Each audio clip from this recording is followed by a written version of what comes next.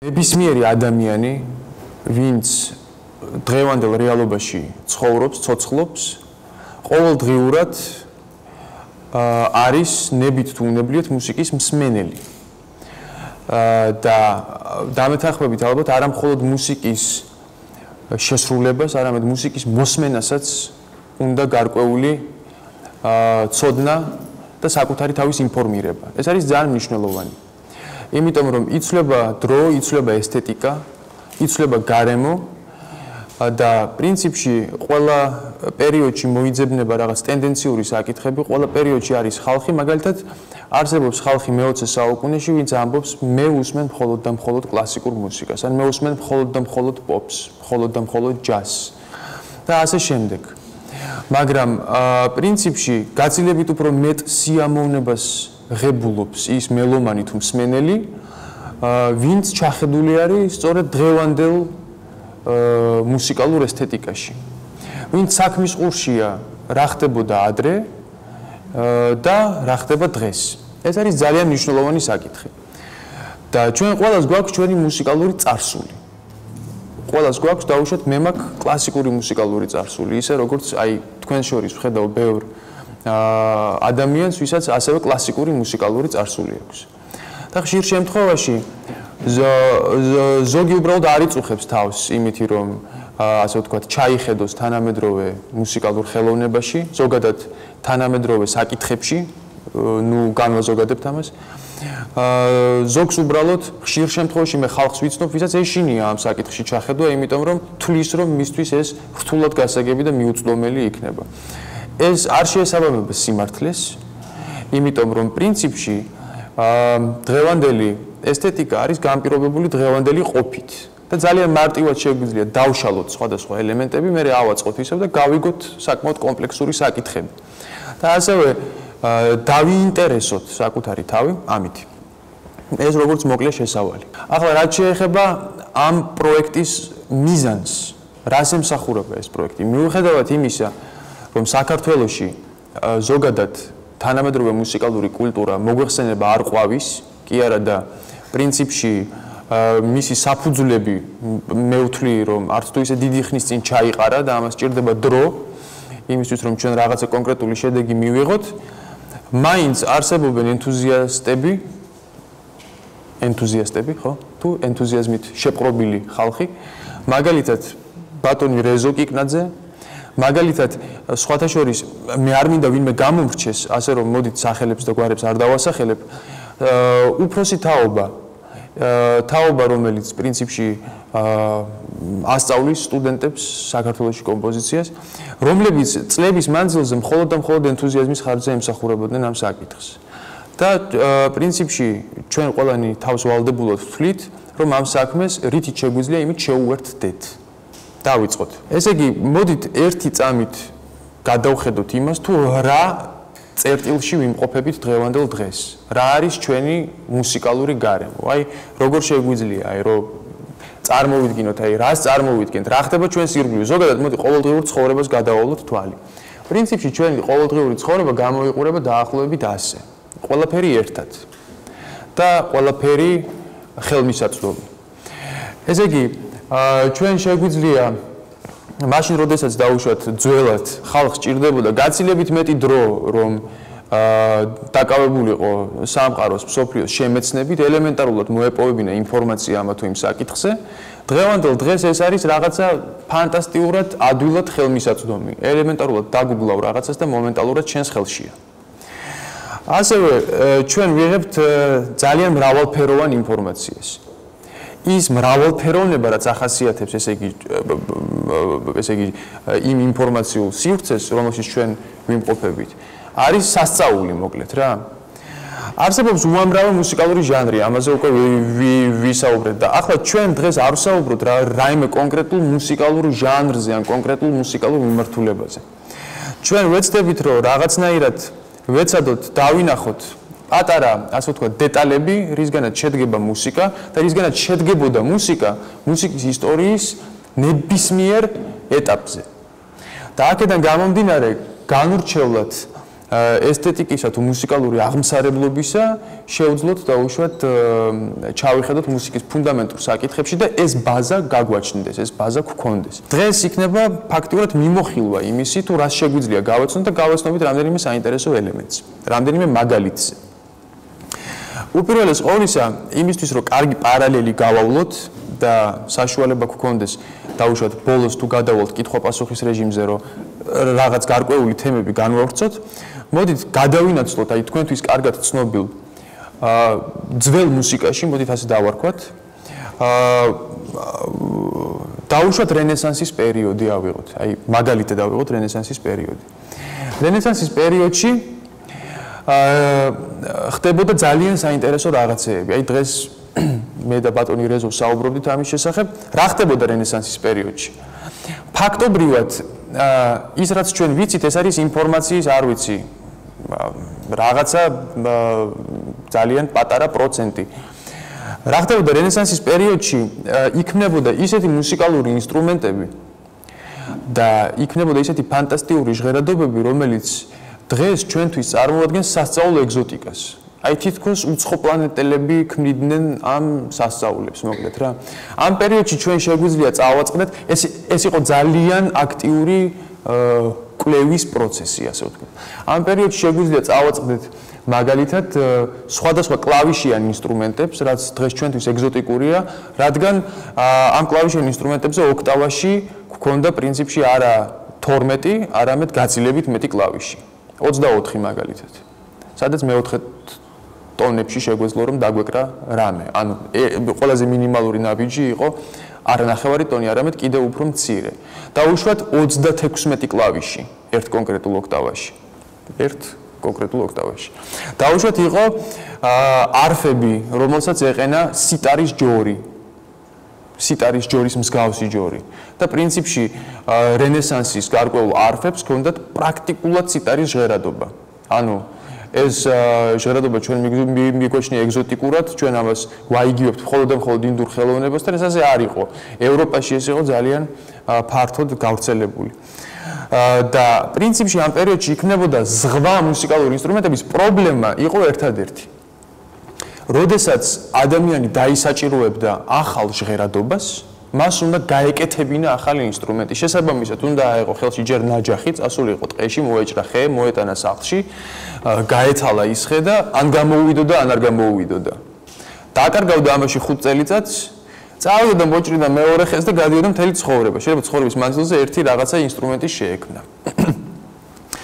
ასევე იმ პერიოდში კვლევის პროცესთან იყო დაკავშირებული ყველა იმ ინსტრუმენტის წინამორბედი, რომელიც დღეს ჩვენ ვიცით. მაგალითად, აი ვიოლინოს, ვიოლას, ჩელოს, კონტრაბასის, სიმებიანი ინსტრუმენტების წინამორბედები, მაგალითად, იყო გავრცელებული ზღვა ვიოლების, ასე ვთქვათ, მრავალფეროვნებისა, არ ვიცი, ძალიან ბევრი სხვადასხვანაირი ვიოლა იქნებოდა. მაგრამ პრინციპში ავტორი ქმნიდა ინსტრუმენტს, იგი მოიხმარდა ამ ინსტრუმენტს და ინსტრუმენტი ამოწურავდა თავის შესაძლებლობებს, ბოლო-ბოლო დაიშლებოდა სადღაც და მორჩებოდა დამთავრდებოდა ამისი ისტორია. შემდეგ მოხდა ძალიან საინტერესო რამ. ესე იგი, ინდუსტრიამ განაპირობა ის, რომ ჩვენ დღეს სახეზე გვაქვს რაღაცა კონკრეტული, ასე ვთქვათ, ნაირსახეობების სხვადასხვა ინსტრუმენტების და ეს იხმარება ყველგან და საყოველთაოდ. აი მაგალითად, ის ინსტრუმენტები, რაც ჩვენ ყველამ კარგად ვიცით. დაუშვათ ვიოლინო გავრცელებული სტანდარტი, ალტი გავრცელებული სტანდარტი, დაუშვათ ჩელო, დაუშვათ ჩასაბერი ინსტრუმენტები. ყველაფერი ერთნაირი და ყველაფერი თანაბარი. იგივე დაემართა ზუსტად იმ ძალიან მნიშვნელოვან და საინტერესო ბგერად წყობებს, რომლებიც არსებობდა დაუშვათ აი იმ სწორედ ყველაზე საინტერესო, ჩემთვის ყველაზე საინტერესო, ერთ-ერთ ყველაზე საინტერესო, აი კვლევით ძიების პერიოდში, რომელიც პრინციპში აი იმ პერიოდებს მოიცავს. ახლა ტემპერაციას რაც შეეხება, მარტივი მაგალითი რო ვთქვათ. ადრე, ასე ვთქვათ, ის წყობა, რაც წყობაც იყო გავრცელებული, სიტყვაზე ვთქვათ, კლავიშიან ინსტრუმენტებზე. რადიკალურად განსხვავდებოდა იმ წყობისგან, რა წყობაც დღეს გვაქვს მოცემული როიალზე მაგალითად. აი აქ პიანისტების ხედან მაგალითად და აი პიანისტებისთვის.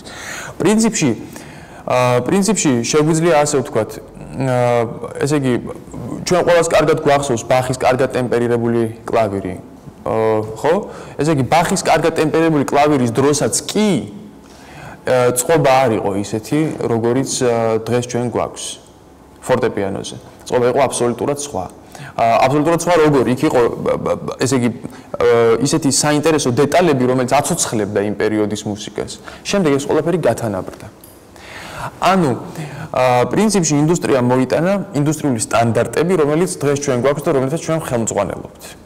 და თუ ჩვენ ახლა დღეს დავსხდებით და მოვინდომებთ წერას მხოლოდ და მხოლოდ აკუსტიკური ინსტრუმენტებისთვის, რაც აბსოლუტურად არ არის ცუდი, ეს არის ადამიანის პიროვნულ გემოვნებაზე და ესთეტურ შეხედულებებზე დამოკიდებული. შეგვიძლია თავისუფლად ვაკეთოთ ეს საქმე, მაგრამ გვეცოდინება, რომ გვაქვს რაღაც შეზღუდული მოცემულობა, რომელიც 100 ჯერ და 100.000 ჯერ არის გამოყენებული სხვადასხვა ხელოვნებაში.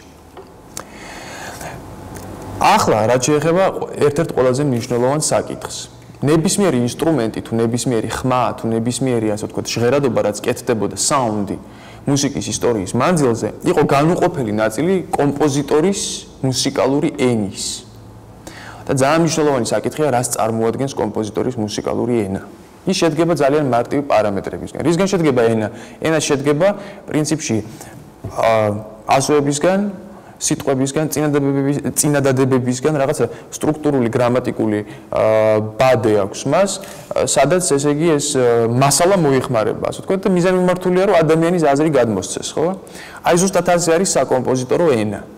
და სხვადასხვა პერიოდში, სხვადასხვა კომპოზიტორი სხვადასხვა დეტალებს აგროვებდა და აწყობდა თავის ენას, ასე ვთქვათ, თავის ინდივიდუალურ ენას. მაგრამ პრინციპში თუ დაუგვირდებით, გადავხედავთ იგივე კლასიკურ პერიოდს, დავინახავთ რას? ესე იგი, ფაქტიურად ძალიან დიდი დროის მანძილზე, საუკუნეების მანძილზე, ძალიან ბევრი კომპოზიტორი საუბრობდა დაახლოებით ერთსა და იმავე მუსიკალური ენით. აი იყო ასეთი ტენდენციური ენები, მაგალითად, კლასიციზმის პერიოდი ავიღოთ და ავიღოთ ჰაიდნის და მოცარტის მუსიკა, შევადაროთ ერთმანეთს. ამოვიჭროთ რაღაცა პატარა ფრაგმენტი ერთი კვარტეტიდან და მეორე კვარტეტიდან და მოვასმენინოთ აბსოლუტურად ამ საკითხში ჩაუხედავ ადამიანს. მისთვის ეს არის აბსოლუტურად სულ ერთი. ეს არის ერთი და იგივე.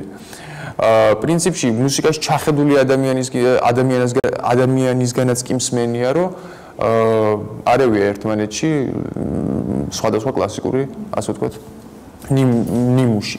რას ნიშნავს ეს? არსებობს ტენდენციური ენები, არსებობს მკვეთრად ინდივიდუალური ენები, რა. აი რა არის მკვეთრად ინდივიდუალური მუსიკალური ენა? აი დავუშვათ, ვის გამოვყოფდით? აი მაგალითად, არ შეიძლება ვინმე შეაგერიოს დებიუსი. ხო? იმიტომ რომ მისი მუსიკა გამოირჩევა აი ამ ძალიან მკვეთრი ინდივიდუალური ენით და პრინციპში დებიუსი იქცა იმ პერიოდის მუსიკალურ აკადემიად. ძალიან ბევრი კომპოზიტორი მიყვა დებიუსის, ხო? არ შეიძლება დაუშვათ აგერიოს ერთმანეთში შონბერგის ან რომელიმე სხვა კომპოზიტორის შემოქმედება. ან პრინციპში ჰელმუტ ლახენმანი შეგვიძლია მოვიყვანოთ ძალიან ნათელ მაგალითად უახლოესი წარსულიდან. ამ ხალხის მუსიკა არის ძალიან მნიშვნელოვანი. მაგრამ ეს იმას არ ნიშნავს, რომ გავრცელებულ მუსიკალურ ენების ფარგლებში, მუსიკალური ენების ფარგლებში არ მოღვაწეობდნენ გენიოსები. რამდენი გენიოსი არსებობს, ხო? დაუშვათ იგივე კლასიკური მუსიკიდან ავიღოთ მოცარტი, ავიღოთ ბეთჰოვენი. ასე რომ ეს ყველაფერი არის ინდივიდუალურ გემოვნებაზე და ინდივიდუალურ ნიჭზე მორგებული საკითხები. ამას ვერ განვაზოგადებთ. ძალიან მრავალფეროვანი გარემო გვაქვს. კომპოზიტორის ენა, როგორც თქვით, ენა, language, აქ არის მარტივი განმარტება ენის, თუ ერთხელ წავიკითხოთ, ეს არის dictionary-ის განმარტება, შემდეგ იგივე შეგვიძლია ვთქვათ მუსიკაზე და იქნება სწორი. ანუ პრინციპში რისგან შედგება? იმისთვის რომ კომპოზიტორმა ხმა ამოიღოს, ამისთვის მას ჭირდება ტემბრი. რეალურად ჭირდება რაღაცა ხმის აპარატი და ჭირდება ტემბრი, ხო? და რისგან აკეთებს კომპოზიტორი საკუთარ ტემბრს? აკეთებს სხვადასხვა ინსტრუმენტებისგან. ამიტომ ჩვენ ძალიან კარგად უნდა ვიცოდეთ, რას წარმოადგენს ბგერა, როგორ გავაკეთოთ საკუთარი ტემბრი. პირველ რიგში აი დავუშვათ კომპოზიტორებისთვის ვამბობ. შემდეგ უკვე მოდის ფრაზა, რომელსაც კომპოზიტორი აწყობს და იყენებს. ეხლა ისევ მარტივი მაგალითი. მოცარტის მთელი მუსიკა, რომ მივცეთ კომპიუტერს დასამუშავებლად. და რომ ვთხოვოთ კომპიუტერს, რომ მსგავსი ფრაზები, მსგავსი მონაკვეთები, ხო? აი ფრაზები, მუსიკალური ფრაზები ამოკრიფოს ერთად და დაიანგარიშოს სტატისტიკა. სულ დაახლოებით რამდენი ფრაზით ხელმძღვანელობდა მოცარტი. ან რამდენი ფრაზით ხელმძღვანელობდა, არ ვიცი, რომელიმე სხვა კომპოზიტორი. ფრაზაში მე ვგულისხმობ დაუშვათ მელოდიური ხაზის მიმართულებას. ფრაზაში ვგულისხმობ დაუშვათ რაღაცა კონკრეტულ იგივე იმ ჰარმონიულ ბადეს, რაც ამას თან ახლავს. რა შედეგს მივადგებით? არც თუ ისე ბევრი. პრინციპში საკმაოდ ასე ვთქვათ ინდივიდუალური, ასე ვთქვათ, რაღაცა თავისი პალიტრა ქონდა ამ ფრაზების, რომლითაც ხელმძღვანელობდა მთელი თავის ცხოვრების მანძილზე. აი ეს უნდა გააკეთოს კომპოზიტორმა. უნდა მივიდეს იმ კონკრეტულ წერტილამდე, როდესაც ის შექმნის თავის ბიბლიოთეკას. თავისი, ასე ვთქვათ, მასალის, რითიც შემდეგ დაიწყებს საუბარს. ხოლო რა სიტყვის კომპოზიტორი, ეს უკვე არის ინდივიდუალური საკითხი. ეხლა წავიდეთ ყველაზე მნიშვნელოვან საქმეში, რასაც დღეს უნდა ჩაუღრმავდეთ რა და პატარა ტექნიკური დეტალები გავიაზროთ. იმისთვის რომ ბოლოს წავიდეთ მაგალითებში და წავიდეთ კითხვა-პასუხის რეჟიმში. ესე იგი, რა არის საჭირო იმისთვის რომ ფუნქციონირებდეს ბგერა? აი მუსიკის მინიმალური საშენი მასალა. ბოდიშს მოგიხდით იმათ, ვინც წინა ვორქშოპებს ესწრებოდით, იმიტომ რომ თქვენ უკვე გაქვთ ეს მოსმენილი. პრინციპში ეს არის იმათთვის, ვინც ჩვენს წინა ვორქშოპებზე არ იმყოფებოდა. ესე იგი, უპირველეს ყოვლისა იმისთვის, რომ ჩვენ გვქონდეს ბგერა, გვჭირდება ბგერის წყარო. ხო? ეს არის ძალიან მარტივი მომენტი. ძალიან მარტივ მომრავლებად ვშლით მუსიკას და მე ისე უნდა ავაწყოთ უკან. ესე იგი, ამისთვის ჩვენ გვჭირდება ბგერის წყარო. ნებისმიერი. რამე, მე რო ვლაპარაკობ, მე ვარ ბგერის წყარო. ეხლა მედიუმი რა არის ამ შემთხვევაში? მედიუმი არის ჰაერი. იმისთვის რომ ბგერა გავრცელდეს, ამისთვის გვჭირდება ჰაერი.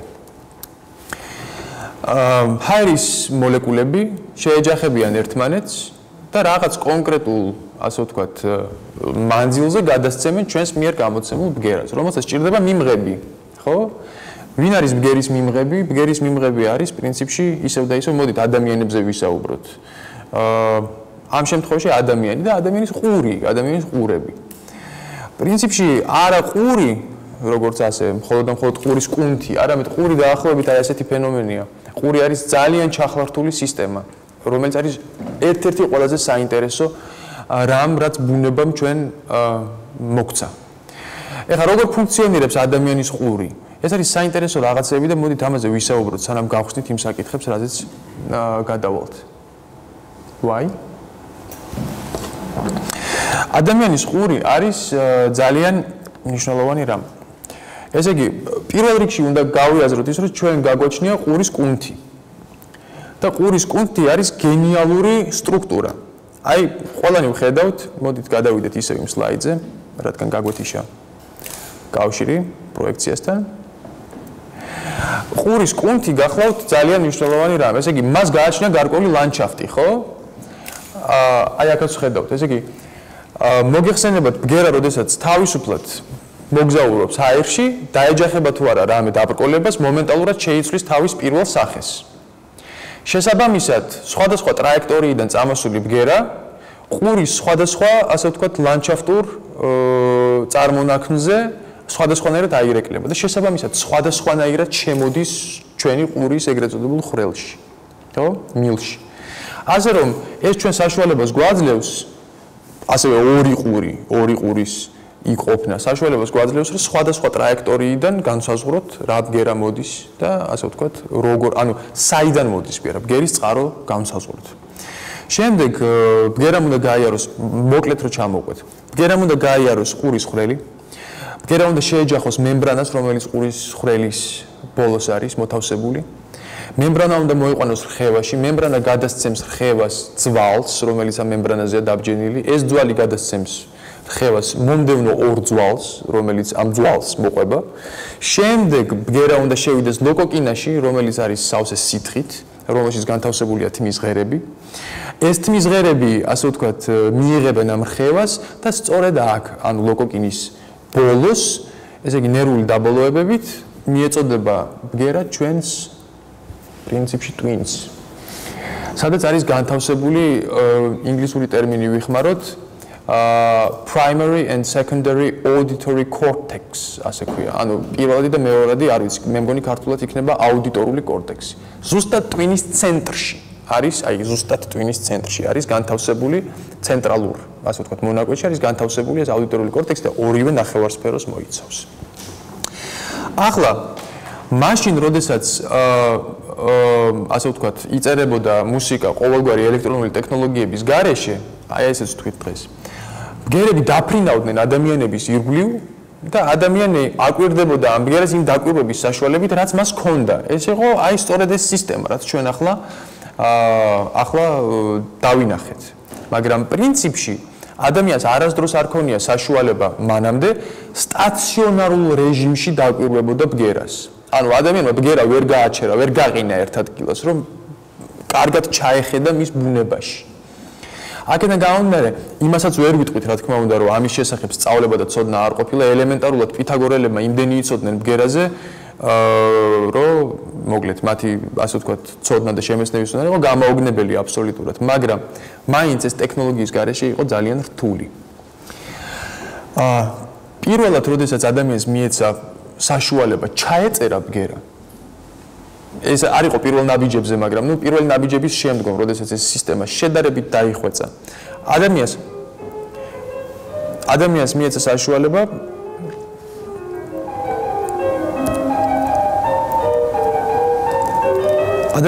საშუალება დაეფიქსირებინა ესა თუ ის ნაწარმოები, ესა თუ ის ბგერა ჟღერადობა. და შემდეგ დაუშვათ ჩაწერა ბახი და მოდი დავაკვირდეთ ახლა რა ხდება, რისგან შედგება ის მინიმალური საშენი მასალა, რომლითაც ბახი წერდა თავის მუსიკას. ან ელემენტარული ვთქვათ, აი დავუშვათ ბოდიშს ვიხდი ეს რაღაცა. ხაზეჯობია. ესე იგი ადამიანმა ჩაწერა ბგერა და შემდეგ ადამიანმა გადაწყვიტა, რომ ამ ბგერას დაკვირვებოდა სტაციონარულ რეჟიმში, ხო, ამაზე ქონდა საუბარი. ბოდიშს ვიხდი ეს რაღაცა პროექტორი ურევს კი არა და რაღაცა ჩემი სისტემა ურევს პროექტორთან მიმართებაში. ასე. შემდეგ ადამიანს მიეცა საშუალება სტაციონარულად დაფიქსირებული ბგერა ისევ აღედგინა და მოესმინა და აი ამ სადღაც შუაში მოკლედ, ესე იგი ამდგარი იყო და ამ ბგერას დაკვირვებოდა, ეს თქვით. წავედით შემდეგ. ესე იგი რა გაიგო ამითი ადამიანმა და რას დააკვირდა ადამიანი? იმას, რომ ადამიანის ესე იგი დიაპაზონი, სმენის დიაპაზონი დაახლოებით მერყეობს ესე 20-დან 20,000 ჰერცამდე. ეს იყო გავრცელებული აზრი, მაგრამ პრინციპში აქ არის მოცემული სხვა ციფრები დაახლოებით 15-დან 23,000 ჰერცამდე, იმიტომ რომ პრინციპში ეს მონაკვეთი აი ეს კონკრეტული მონაკვეთი ადამიანს ესმის, სხვადასხვა ცხოველებს ესმის სხვადასხვა დიაპაზონები. ეს არის ბუნებრივი ინსტინქტებიდან გამომდინარე. ანუ რაც დაჭირდა, ის ესმის, ჭრიჭინას ესმის დაახლოებით ის სიხშირეები, სადაც ის ჭრიჭინებს, მეტი არ ჭირდება იმას. ეხლა რას ნიშნავს ჰერცი? მოდით ამას ჩავორმავდეთ. ჰერცი გახლავთ პრინციპში გვარი, ეს გახლავთ რუდოლფ ჰერცი. და ხო, ასეთი ყურებით რუდოლფ ჰერცი და პრინციპში ჰერცი გახლავთ სიხშირის საზომი ერთეული. ახლა რას ნიშნავს სიხშირის საზომი ერთეული? აი ძალიან მარტივი მაგალითი. მე თუ ახლა ავდგები და ავიღებ ამ ჭიქას და ამ ჭიქას შევარხევ, ესე იგი ერთ წამში 440 ჯერ, აი ამ კონკრეტულ ჭიქას ახლა 440 ჯერ თუ შევარხევ, მისი რხევის სიხშირე ერთი წამის მანძილზე იქნება 440 ჰერცი. შესაბამისად, მე გავიგებ ნოტს 440 ჰერცი ლა. ხო? ვიოლინოს რაზეც ვაწყობთ პრინციპში. ანუ 442, 444.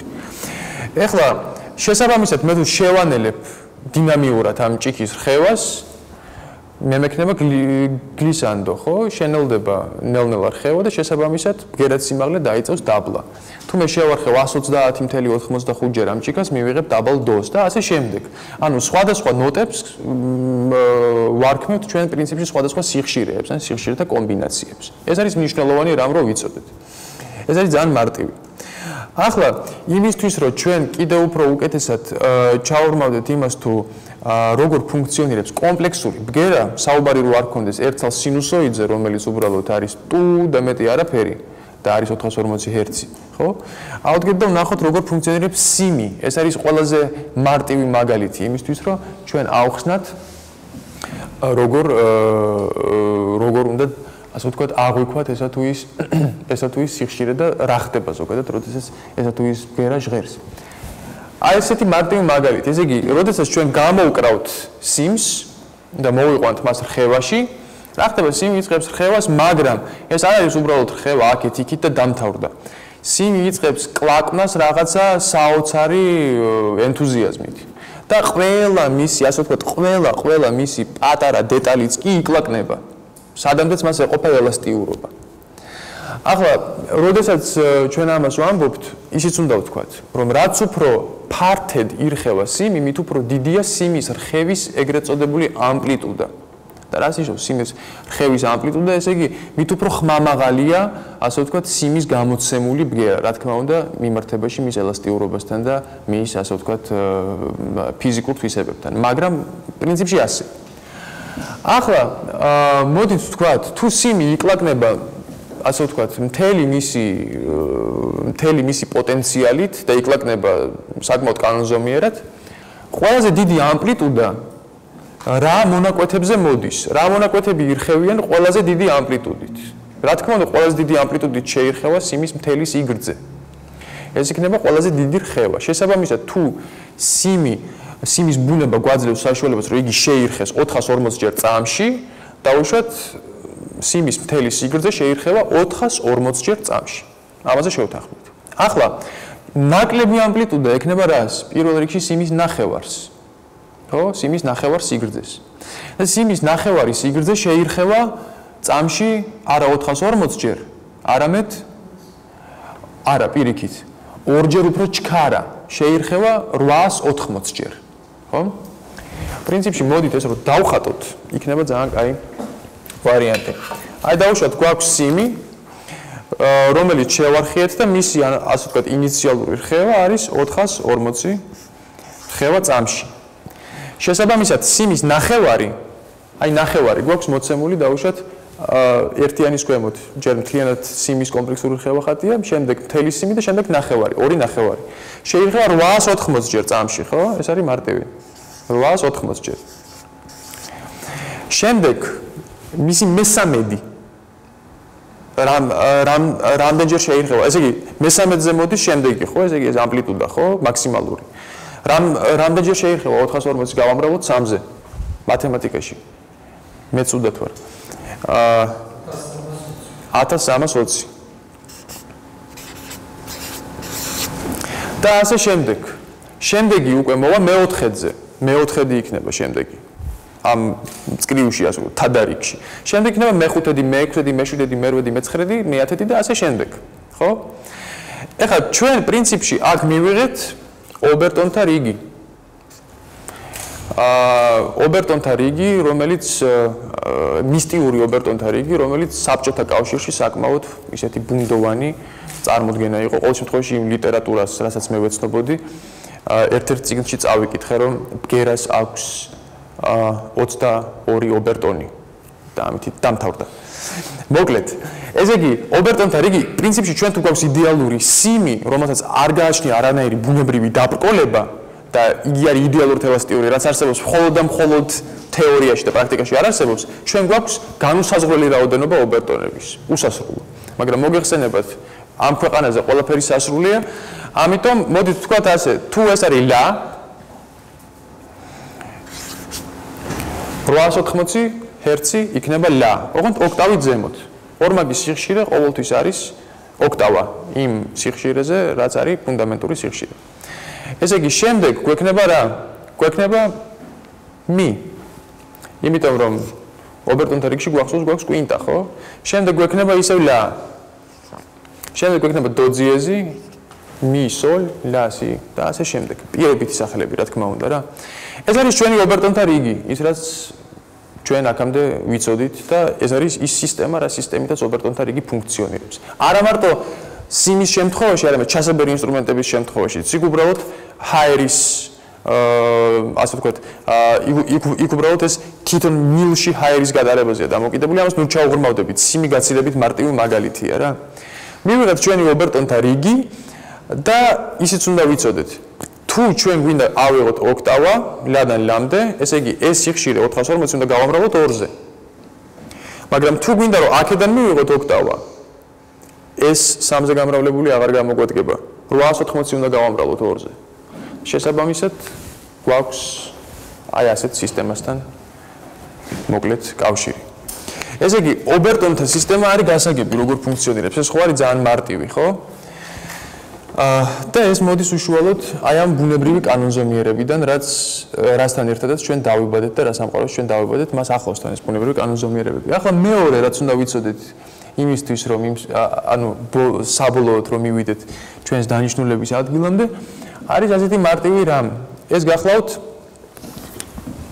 ბატონი ფურიე, რომელიც თუ არ ვცდები მე-18-მე-19 საუკუნეების მიჯნაზე ცოცხლობდა, თუ არ ვცდები. კი, არ ვცდები. და ეს გახლავთ ფენომენალური ადამიანი, მას გააჩნდა რაღაცა წარმოუდგენელი მათემატიკური ინტუიცია. ესე იგი, მოგეხსენება ფიზიკაში ზოგადად ცნობილი ასეთი ფენომენები, როდესაც რაღაცას, ესე იგი, სადღაც ისტორიის რომელიღაცა კუთხე კუნჭულში ვიღაცა ადამიანი რაღაცას ასწაულს იტყვის მოკლედ რა და ზოგს ხშირ შემთხვევაში აბსურდად მიაჩნია, წლების მერე ეს მართლდება, ხო? ასე ვთქვათ, პრაქტიკა ამას ადასტურებს შემდეგ. ესე იგი, ფურიემ მოიგონა კი არა და ასე ვთქვათ, თქვა, რომ ნებისმიერი კომპლექსური ტალღის აღწერა შეეძლო სინუსით და კოსინუსით. ნუ ჩაუღრმავდებით ამას, მაგრამ რა ქნა ფურიემ? თუ მე მაქვს სიხშირე, აი ასეთი სიხშირე, მოდით დავხატოთ, ეხლა მწვანედ დავხატოთ. თუ მე მაქვს აი დაახლოებით ასეთი სიხშირე. ასეთი ტალღა და მე მინდა რომ გავაკეთო ამ ტალღის ანალიზი. რა უნდა ვქნა მე ამისთვის? მე უნდა ავდგე და დავითვალო ამ ტალღის, ესე იგი, ერთეული რხევები, აი მაგალითად, წავიდა, წამოვიდა, დაბრუნდა, ხო? 1 წავიდა, წამოვიდა, დაბრუნდა. 2 წავიდა, წამოვიდა, დაბრუნდა, 3 და დაახლოებით. და ასე შემდეგ. და პრინციპში მე თუ დავითვლი, რამდენი რხევა მაქვს 1 წამის მანძილზე, თუ ჩაუჯდები 2 დღე და დავითვლი ამ რხევებს, ესე ხელით, მანუალურად, მე დავასკვნი რა სიხშირე არის ეს, მაგრამ მაწყობს ეს პრინციპში არ მაწყობს რა, ეს არის რაღაც ძალიან უხეში მეთოდი, ხო? მაგრამ მეორე შემთხვევაში თუ ჩემი ტალღა არის არა ასეთი, არამედ დაახლოებით აი ასეთი. მაშინ რა უნდა ვქნა? მე ვერ დავიწყებ ამ ტალღის ანალიზს იმ მეთოდით, რა მეთოდითაც მე ვაანალიზებდი ამ შემთხვევაში, ხო? და მომიწევს ამ ტალღის სხვაგვარი ანალიზი. ახლა ის რაც ქნა ფურიემ არის უბრალოდ ის მეთოდი, რაც ფურიეს პრინციპის შემდეგ დამკვიდრდა და ფურიეს ნააზრევი უძღვოდა წინ, არის შემდეგი. მე ავიღებ ნებისმიერ კომპლექსურ ტალღას და იმისთვის რომ მე ამ ტალღის ანალიზი გავაკეთო, ის უნდა ჩავსვა რაღაც გარკვეულ კრიტერიუმში, რაღაც გარკვეული ანალიზის კრიტერიუმში. მე ვჭრი ამ ტალღას თანაბარ ნაწილებად, აბსოლუტურად თანაბარ ნაწილებად.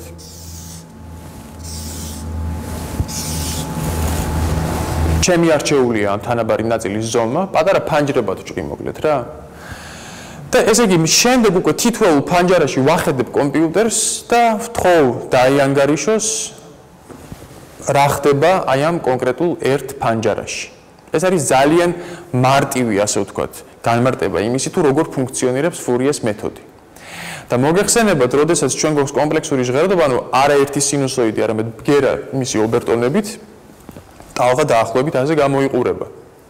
და ტალღას აქვს თავისი სტრუქტურა, კომპლექსი. შესაბამისად, ფურიეს ანალიზმა მისცა საშუალება მუსიკოს ან მეცნიერს აი სწორედ ასე ჩაეხედა ბგერაში, ანუ ნებისმიერი ბგერა დაეფიქსირებინა სტაციონარულ რეჟიმში და შემდეგ გაეკეთებინა მისი ფაქტობრივად ფუნდამენტური ანალიზი.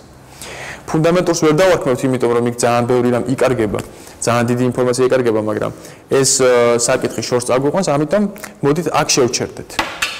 ახლა მას შემდეგ რაც ფურიემ ამდაგვარი რამ დაასკვნა, მე ბოდიშს მოგიხდით და გეტყვით რომ ეს არ არის ფურიეს მეთოდი. ფურიეს მეთოდი არის გაცილებით კომპლექსური. უბრალოდ ეს არის დაახლოებითი სტრუქტურა იმისი თუ როგორ ფუნქციონირებს ფურიეს ანალიზი. ამას შეგვიძლია შემდეგ ვორქშოპებზე ჩავუღრმავდეთ, როცა გვექნება. რაც შეეხება მესამე რამეს, რაც ჩვენ უნდა ვისაუბროთ, ეს არის ის თუ როგორ ფუნქციონირებს, აი შემდეგ როგორ უნდა დავინახოთ ის რისი ანალიზიც გავაკეთეთ, ხო? ესე იგი, ამისთვის არსებობს ასეთი პრინციპში სამგანზომილებიანი მეთოდი, ეს გახლავთ ეგრეთ წოდებული სპექტროგრამა და ალბათ ყველას გვსმენია სპექტრული ანალიზი, ხო? ესე იგი, როგორ ფუნქციონირებს სპექტროგრამა? ჩვენ გვაქვს რეალურად სამი აქსი, ღერძი, x, y და პირობითად z და x-ი მოგესალმებათ ეს ვერტიკალური აქსი გახლავთ სიხშირე. მოდით პირობითად ვთქვათ ჩვენი სმენის დიაპაზონი 20-დან 20,000 ჰერცამდე. y გახლავთ დრო. რაღაცა კონკრეტული დროითი მოცემულობა. მაგალითად წამები, ან მილიწამები, ან რამე ამდაგვარი, ან საათები. Z გახლავთ პრინციპში ამპლიტუდა რა უფრო ხმამაღალია, რა უფრო ხმადაბალია. ხო? ამას ოდნავ მოგვიანებით კიდევ უფრო უკეთესად ვნახავთ. ახლა რაც შეეხება აი ამ მეთოდს კიდევ უფრო უკეთესად რო გავშალოთ აქ, ხდება რა ფურიეს ანალიზის შემდეგ ვიანგარიშებთ შემდეგ პარამეტრებს. ესე იგი ჩვენ აი ამ კონკრეტული ტალღიდან ვიღებთ ინფორმაციას სიხშირის შესახებ. დავხატოთ f-ი, frequency, დავუშვათ ან საერთოდ fq. ვიღებთ ამპლიტუდის შესახებ, ანუ რა ამპლიტუდა აქვს რომელ რხევას, აი ამ ტალღაში. და ვიღებთ ინფორმაციას დროის შესახებ. სად იმყოფება ეს კონკრეტული რხევა, რა მონაკვეთში და რა რხევებთან ერთად. აი ეს სამი პრინციპი რა. ეხლა ძალიან დიდი მნიშვნელობა აქვს რა პარამეტრებით გავაკეთებთ ფურიეს ანალიზს. იმიტომ რომ ჩვენ თუ გვაქვს ძალიან დაბალი რხევა, მაგალითად, აი ასეთი და ეს რხევა შემდეგ აქ გრძელდება და ჩვენ ეს აი ასეთ ფანჯრებად თუ დავჭერით, პატარა ფანჯრებად, ჩვენ ვერანაირ ინფორმაციას ვერ მივიღებთ ამ ბგერის შესახებ, იმიტომ რომ ეს არ გვაძლევს ინფორმაციას ამ ტალღის სიხშირეზე. პრინციპში არ გვაძლევს ინფორმაციას, ობიექტურ ინფორმაციას ამ ტალღის ამპლიტუდაზე და პრინციპში დროს თუ დავადგენთ, სად მოიძებნება ეს კონკრეტული ადგილი, ეს არაფერს აღარ მოგცემს. აქედან გამომდინარე, ძალიან დიდი მნიშვნელობა აქვს რა პარამეტრებით აკეთებ ფურიეს ანალიზს და შესაბამისად ამას შემდეგ უკვე ვნახავთ, როგორ და რანაირად კეთდება ეს და რისთვის გვჭირდება ეს. მოკლედ, ნებისმიერი ინსტრუმენტი, რაც კი რამე არსებობს ამ ქვეყანაზე, შეგვიძლია ამდაგვარი მეთოდით გავაანალიზოთ. ხო? მოდით პატარა დასასრული გავუკეთოთ ამ ბლოკს და პატარა ისტორიული დასასრული გავუკეთოთ და შემდეგ წავიდეთ უკვე პრაქტიკულ მაგალითებზე და ვნახოთ, რამდენად საინტერესოდ შეგვიძლია გარდაუქმნათ ეს საკითხი. ესე იგი, როდესაც ამდაგვარი სტაციონარული დაკვირვების მეთოდი გაჩნდა, ადამიანი დააკვირდა ბგერას და მიხვდა, რომ შეეძლო, რომ ბგერა თვითონაც გაეკეთებინა. როდესაც ადამიანმა გაშიფრა ბგერის სტრუქტურა, მას მომენტალურად გაუჩნდა იდეა, რომ თვითონ წარმოეშვა რაღაცა გარკვეული სტრუქტურა და აეჟღერებინა რაღაც რამე. და აი ეს კრეატიული პროცესი, რომელიც აი რენესანსის პერიოდში ხდებოდა, რადგან ჩვენ ვისაუბრეთ, ასე ვთქვათ, გადაბარგდა ელექტრონულ მუსიკაში. პრინციპში წარმოიშვა უამრავი ამდაგვარი ინსტრუმენტები, რომელიც ხშირ შემთხვევაში მიმსგავსებულია, ეს გახლავთ ანალოგური ინსტრუმენტები, რომელიც მიმსგავსებულია დაუშვათ აი კლავიშიან საკრავთან, ხო? ანუ პრინციპი მართვის იგივეა, რაც ფორტეპიანოზე დაუშვათ. მაგრამ თვითონ ჟღერადობა, რასაც ეს ინსტრუმენტი გამოსცემს, არის, ასე ვთქვათ, სინთეტური. ანუ არის უკვე ადამიანის მიერ შექმნილი, ეს ჟღერადობა არასდროს არ არსებობდა ბუნებაში. ისე დამოუკიდებლად. ასევე დაუშვათ მეორე ჩახლართული რაღაც, რასაც ვხედავთ, ესეც გახლავთ ანალოგური სინთეზატორი, რომელსაც არ გააჩნია ის მართვის მექანიზმი, რაც პირველს, მაგრამ პრინციპში აი ორიენტირებულია, რომ ბგერა შექმნეს. ხო? და საბოლოო ჯამში ჩვენ მოვედით აი ამ ხელსაწყომდე, კომპიუტერამდე, სადაც პრინციპში აი ეს ანალოგური ინსტრუმენტები, რომელიც ჩვენ ახლა ვნახეთ, გადაიქცა ვირტუალურ ინსტრუმენტებად. შესაბამისად, მათ აღარ ჭირდებათ, ასე ვთქვათ, ფიზიკური არსებობა, ისინი ყველანი არსებობენ კომპიუტერში და საკმაოდ ბევრს შეიძლება მოუყარო თავი 1 ტერაბაიტიან hard drive-ზე მოკლედ რა. თუ რა თქმა უნდა, ფინანსები გიწყობს ხელს. შესაბამისად, აი ესეთი ვირტუალური ინსტრუმენტები გვაქვს მრავლად. ეხლა საკითხი მდგომარეობს იმაში, რომელი ინსტრუმენტი ვიხმაროთ ყოველთვის. აი, როდესაც დავუშვათ სტუდენტებთან მაქვს საუბარი, რა ინსტრუმენტი ვიხმარო, რომელი პლატფორმა ვიხმარო, სად გავაკეთო, ელექტრონიკა. გააჩნია უნდა გქონდეთ პირველ რიგში იდეა და შემდეგ იდეა უნდა განხორციელდეს. ახლა კი ჩავიხედოთ მაგალითებში.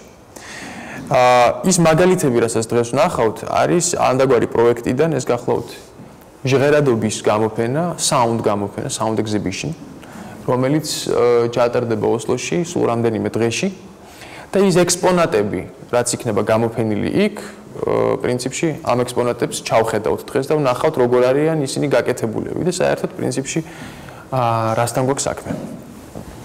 აქ დავუხუროთ ეს საკითხი და ვნახოთ ერთი საინტერესო პრაქტიკული მაგალითი, რომელიც არის პრინციპში საკმაოდ მარტივი მაგალითი. ეს გახლავთ კლარნეტის დაკრული ნოტი. სი ბემოლი. ამდაგვარი ედიტორი ახალი არ არის.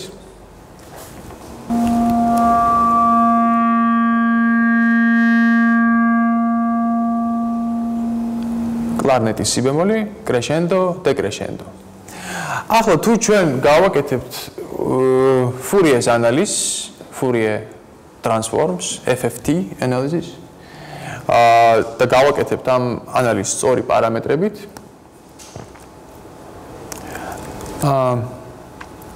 აქედან უნდა გავაკეთო. დავინახავთ ასეთ სურათს. აი ჩვენ მივიღეთ ასეთი ნახატი. მოდით ეს მოვშალოთ. და დავინახოთ ეს ნახატი. ეხლა რას წარმოადგენს ეს ნახატი რეალურად? ეს გახლავთ ეს კონკრეტული ბგერა თავისი ობერტონებით. პრინციპში თუ დავიწყებთ ეხლა ამ საკითხში უფრო დეტალურად ჩახედვას, გადმოვიტანოთ აქეთ ჩვენი თულები. აი ეს კონკრეტული ნოტი.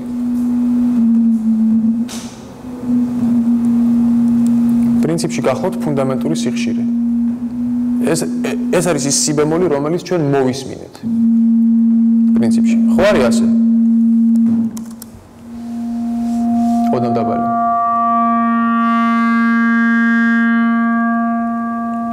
ხო? ეს წესით უნდა იყოს მისი ოქტავა. კიდევ სი ბემოლი.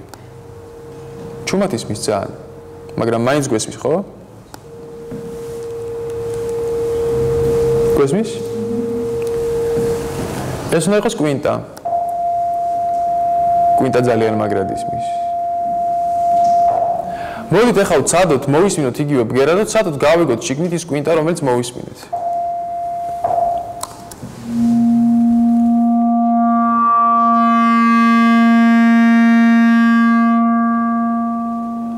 გვესმის? გავიგეთ? პირველად რომ მოვისმინეთ, მაშინაც გავიგეთ? არა, გასაგებია. დავუშვათ მოვისმინოთ აი ეს კონკრეტული სი ბემოლი. ესეც მისი ობერტონია პრინციპში მეოთხე.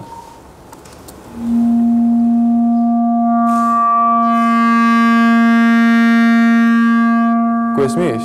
არა, იმიტომ რომ საკმაოდ ჩუმად არის და პრინციპში ფუნდამენტური ტონი არის გამეორებული ზემოთ. მესამედში ისმის მე კი. ეს რაც ამ ჟღერადობის ობერტონი გახლავთ. მოდით აბა ვეცადოთ კიდევ ერთხელ მოვისმინოთ და გავიგოთ ეს რე.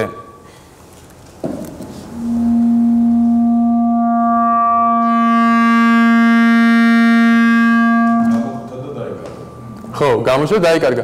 ანუ პერიოდულად ჩდება და გვეკარგება, მაგრამ აი უკვე გვესმის. დავუშვათ აი ეს ზედა სიხშირეები შეგვიძლია ასევე გავიგოთ.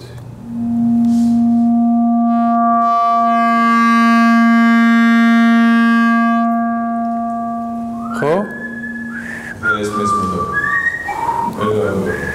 ხო, გაწმობასაც არის. რა თქმა უნდა, ხო, მაგრამ პრინციპში ჩვენ შეგვიძლია მოვმართოთ ჩვენი ყური ისე, რომ დავიწყოთ ობერტონების მოსმენა. და უფრო უკეთესად მოусმინოთ ბგერას.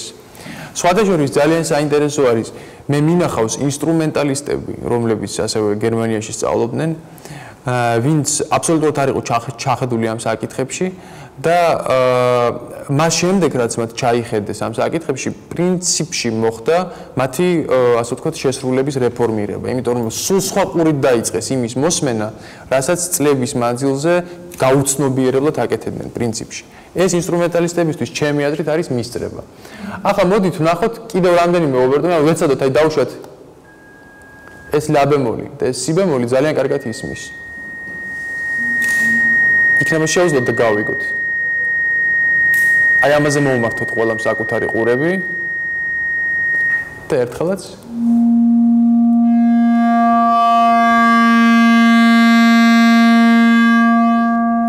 შეიძლება ეს მე ვარ უბრალოდ მიშვეული და მესმის, მაგრამ პრინციპში კი, ეს ნამდვილად ისმის. ანუ პრინციპში ეს არის მხოლოდ და მხოლოდ ვარჯიშის საკითხი. ასევე როდესაც ადამიანმა იცი რას უნდა მოусმინო, გაცილებით უფრო ასე ვთქვათ, გაცილებით უფრო აქტიურად უსმენ იმას, გაცილებით უფრო დეტალურად უკვირდები იმას, რაც აი ეს არის ბგერის ბუნება და დაახლოებით ასე ფუნქციონირებენ ბგერები. ახლა ძალიან ისეთი რა ქვია, საინტერესო რამ რო გავაკეთოთ, ვქნათ ერთი პატარა მაგალითი. ხო თქვით იმისთვის რომ მივიღოთ ბგერა და მისი ობერტონები, ფუნდამენტური სიხშირე უნდა გავამრავლოთ 1-ზე, 2-ზე, 3-ზე, 4-ზე, 5-ზე, 6-ზე, 7-ზე, 8-ზე და ასე შემდეგ, ხო? რაღაცა რიცხვების რაოდენობაზე და მივიღებთ პირველ, მეორე, მესამე, მეოთხე და ასე შემდეგ ობერტონს, ხო? ეხლა მოდით და გავაკეთოთ ასეთი რაღაცა. დავარღვიოთ ბგერის ჰარმონიული სტრუქტურა. ხო? ესე იგი, ეს ბგერა არის ჰარმონიული სტრუქტურა, აი ამ პრინციპით არის გაკეთებული და ამიტომ ჟღერს ის როგორც სი ბემოლი, რომელსაც გააჩნია გარკვეული ტემბრი. ამ ობერტონების, ასე ვთქვათ, ანუ ამ ობერტონების ამპლიტუდური, ასე ვთქვათ, ხარისხი, ამ ობერტონების ამპლიტუდების სტრუქტურა ქმნის ამ ტემბრს. ეს არის ტემბრი, მეტი არაფერი, აი რაღაცა ნაწილები რომ მოვისმინოთ ამ ბგერის, გავიგებთ რას? ასე შემდეგ. კი. სხვა ინსტრუმენტი. დაახლოებით ასე. ახლა რას ვაკვირდებით აქ კიდე? პრინციპში, ეხლა მე ავდექი და პირველი ობერტონი საერთოდ ამოვაგდე, მონიშნული მაქვს მხოლოდ მეორე, მესამე, მეოთხე და მეხუთე. მაგრამ რა გვესმის? გვესმის ისევ ფუნდამენტური ტონის სი ბემოლი, არ არის ასე? დაახლოებით ეს ტონი. ასე რომ პრინციპში თუ საკმარისი ელემენტებია იმისთვის, რომ ჩვენმა ყურმა და ტვინმა განსაზღვროს სტრუქტურა, ტვინი აღადგენს სტრუქტურის დანარჩენ პარამეტრებს. ეს არის ძალიან მნიშვნელოვანი და ძალიან, როგორ გითხრათ რა, მე პირადად ძალიან სერიოზულ ესთეტურ სიამოვნებას ვხედავ, ამაზე რომ ვფიქრობ. ასე შეუძლიათ ხოლმე პატარა ორგანებზე მიიღონ ის სულბასი 16-32%. კი. არის როცა ერთი მილი არა. კი ბატონო, კი. ასე რომ ძალიან მნიშვნელოვანი საკითხი არის. ანუ აი კიდევ ერთხელ რომ გავაოცნობიეროთ, ასე იგი ეს არის პირველი ობერტონი, ეს არის ის სი ბემოლი, რასაც ჩვენ უნდა უსმენდეთ პრინციპში. ხო? და პრინციპში ეს ტონი გახლავთ აი ეს სი ბემოლი პრინციპში. ხო? ეხლა მოусმინოთ მთლიან ჟღერადობას. ეს სი ბემოლი სულ გვესმის და გვესმის მისი ტემბრი, მაგრამ ავდგებით თუ არა და ამ ფუნდამენტურ სი ბემოლს თუ მოვაჭრით და დავტოვებთ აი შემდეგ ობერტონს მაგალითად 3-ს. ის ქვედა სი ბემოლი მაინც ისმის. ანუ იმ ქვედა სი ბემოლს მაინცოა ტემბრი, მაგრამ მას მაინც აღადგენს ჩვენი ტვინი. ეს ბგერა არ არსებობს. ახლა რომ ჩავწეროთ ამ სიმბოლოს სპექტროგრამაზე ვერ დავინახავთ, მაგრამ ეს ხდება აქ, თავში. ასეთი ფენომენები არსებობს ძალიან ბევრი. არსებობს ხალხი, ვინც ამით არის დაკავებული, ამათი შეცნობით და ამაზე მუშაობით და არის ფანტასტიკა იმათთან საუბარზე უკეთესი, მე მგონი არაფერი არ არის რა. არის ძალიან მაგარი. ეხლა მოდით ვთქვათ, აი ეს ბგერა ასე გამოიყურებოდა და ეხლა ვნახოთ შემდეგი მაგალითი. დავუშვათ. აი ამდაგვარი. აქეთ უნდა გავხსნა და იქით გამოვიტან ეკრანზე. ზუსტად 2 წამში. აი მაგალითად ამდაგვარი ბგერა.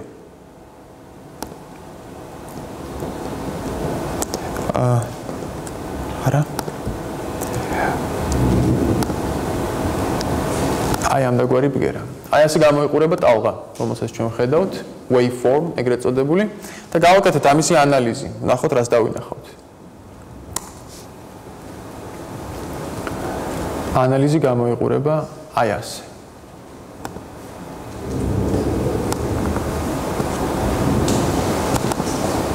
აი ასე.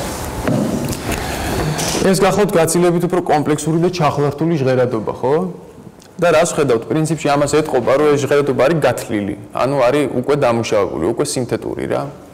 მაგრამ ასევე ამ ჟღერადობაში მოიძებნება პარამეტრები, რომელიც იყო ჩაწერილი და შემდეგ დამუშავებული.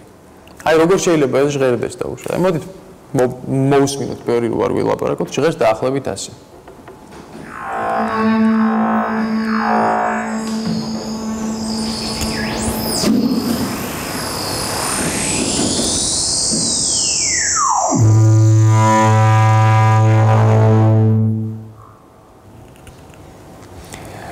ეხლა მე მაქვს ასე შეკითხვა, რა და რა პარამეტრები გვესმის ამ ჟღერადობაში? გვესმის რამე აკუსტიკური? ან რამე რაც გვახსენებს აკუსტიკურს? მაგალითად, დასაწყისში მე პირადად მესმის ჩელოს ტემბრი.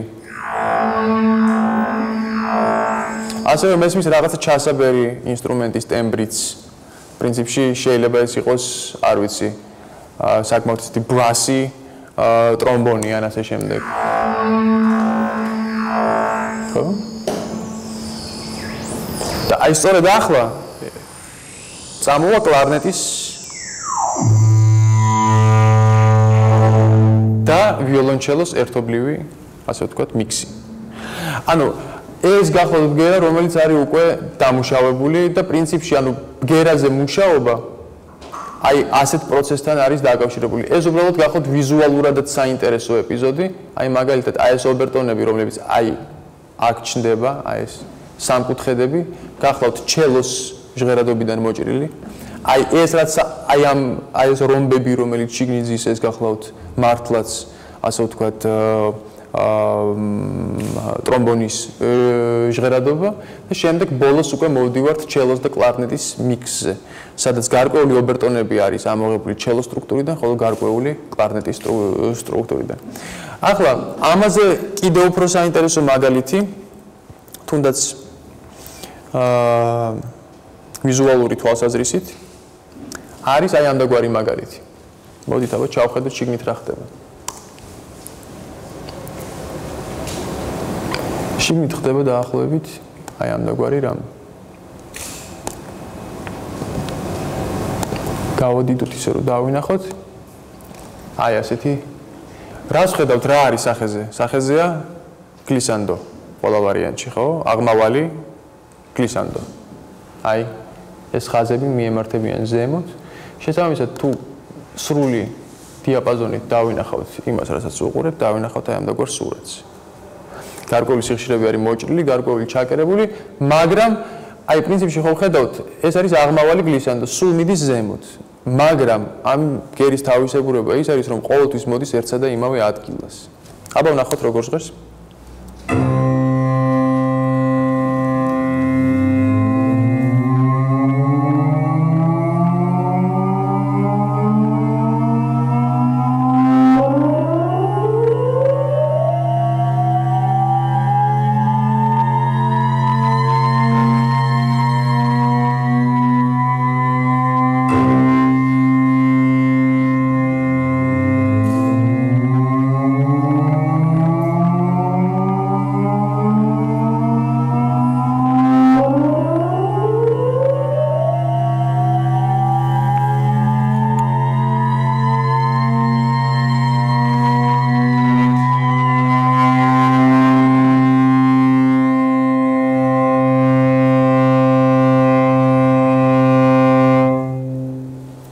ეს გახავთ ელემენტარული ჩელოს დაკრული დო, რომელიც შემდეგ ამდაგვარად არის დამუშავებული, ხო?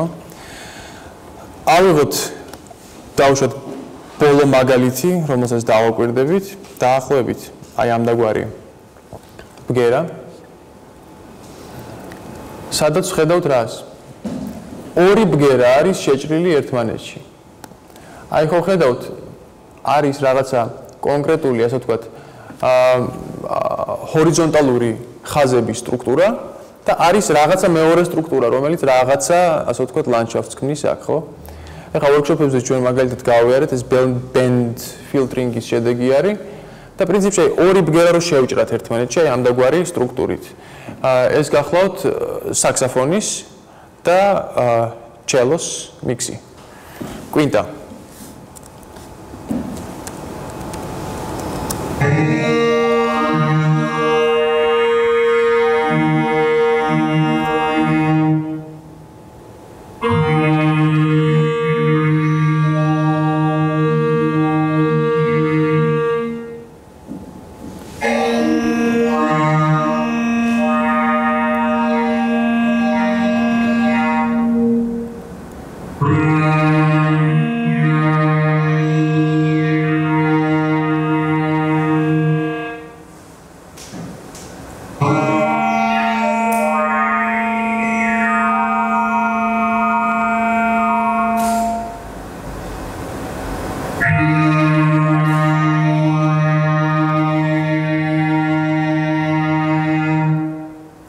პრინციპში აქ ძალიან კარგად ჩანს ის ობერტონები იკვეთება რაღაცა გარკვეული, იმიტომ რომ აქ არის რეალური ჰორიზონტალური დარღვევა ამ ობერტონთა დინამიური სტრუქტურით.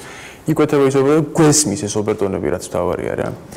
აი სწორედ ამდაგვარმა სამუშაო პროცესმა, ბგერასთან ასეთმა მუშაობამ განაპირობა ის, რომ ელექტრონული მუსიკა არის ერთ-ერთი ყველაზე საინტერესო მუსიკალური სფერო დღევანდელ დღეს. და ნებისმიერი ნაწარმოები, რომელსაც ქმნის არტისტი, ვინც მუშაობს ელექტრონულ მუსიკასთან, არის დაფუძნებული დაახლოებით აი ამდაგვარ სამუშაო პროცესზე. რაც შეეხება სამუშაო პროცესს, ამას რა თქმა უნდა აქ ვერ ამის შესახებ აქ ვერ ვისაუბრებთ, იმიტომ რომ ეს ძალიან დიდ დროს წაიღებს. და დასასრულს მინდა მოვისმინოთ ერთი პატარა ნაწარმოები, ელექტრონული, ანუ სინთეზი რეალურად. ეს გახლავთ ბეილის ეროსფერო, რომელიც არის ჩემი ერთ-ერთი ყველაზე საყვარელი ნიმუში. და უბრალოდ ასე მოვჩეთ აი ამ კონკრეტული მაგალითით.